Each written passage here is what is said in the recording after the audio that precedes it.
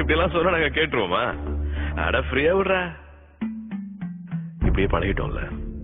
ஒரு விபத்து, எலும்பு முறிவு, உயிர் சேதம் இதெல்லாம் நடந்ததுக்கு அப்புறம் தான் நம்ம புரிஞ்சுக்குவோமா? மத்தவங்க அனுபவத்துல இருந்து நம்ம கத்துக்கலாமே. கொஞ்சம் யோசிங்க.